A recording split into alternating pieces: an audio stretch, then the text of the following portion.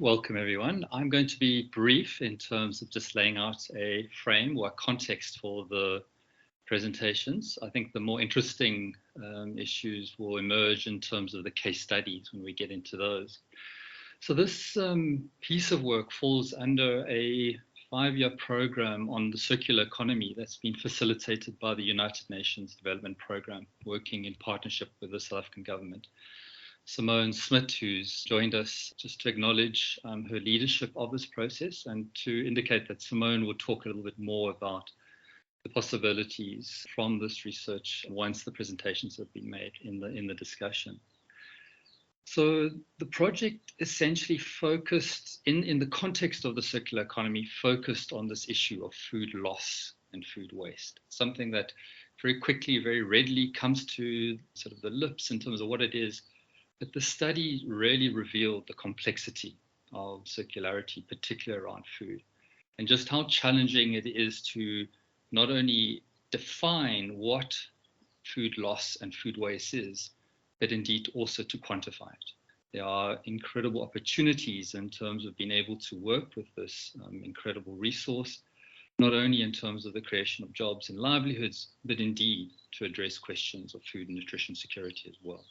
So the project was very much embedded in that context. It was aligned with the district development model. So you will remember as Ramaphosa took power, the DDM was placed as one of the sort of the core frameworks of his presidency. The intention here is that districts would work with municipalities in terms of alignment and coordination of different sectors. Now, this has been, I think, a perennial challenge that's faced South Africa. It faces many countries, but certainly in South Africa, the silo mentality of departments and indeed state and non-state actors is a problem that recurs again and again. And so food loss and waste requires very many different units, sectors, departments to work together.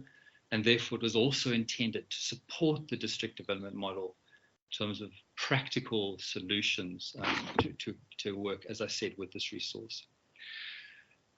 We were very clear that data around food loss and waste is not readily available, particularly at municipal level. There is something that exists at national level. My colleague Kenneth is going to talk a little bit about that.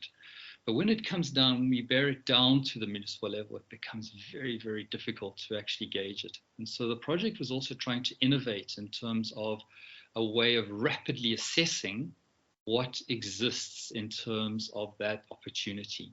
And part of that was about working with different actors, building networks, and then with those networks and with that information to then try and then build impetus in terms of finding solutions.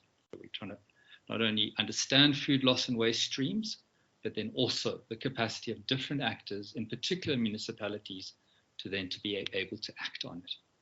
So that's all I'm going to say. There's a report on the website, on the Southern African Food Lab website. It's available through the UNDP. We can make that available during the course of the presentations. But in terms of the way we're going to sort of set the discussion up now, my colleague Kenneth Carden will begin. He will talk about the eThekwini Metropolitan Municipality, a case study there. But Kenneth also innovated in terms of created the framework in which we would all work, a common framework in terms of the 3 studies. Kenneth is a long-term colleague working with me at the Southern African Food Lab with a particular focus on smallholder agriculture. After Kenneth, we're going to have Bridget Mabuela from Seriti Institute. Her colleagues Wanga and Alvain have also joined us, and they followed again a similar framework. They have a long-standing relationship in the Waterberg district, not only with the municipalities, but the range of different actors. And then you will very quickly get this incredible insight in terms of the differences of a relatively rural place as opposed to the sort of urban, peri-urban context of eThekwini. And then contrasting again with that, Craig, the Geoscope South Africa colleague, will then go in depth into our Tambo District Municipality in Eastern Cape, which is deep rural. So you get a very interesting context different context in terms of food loss and waste.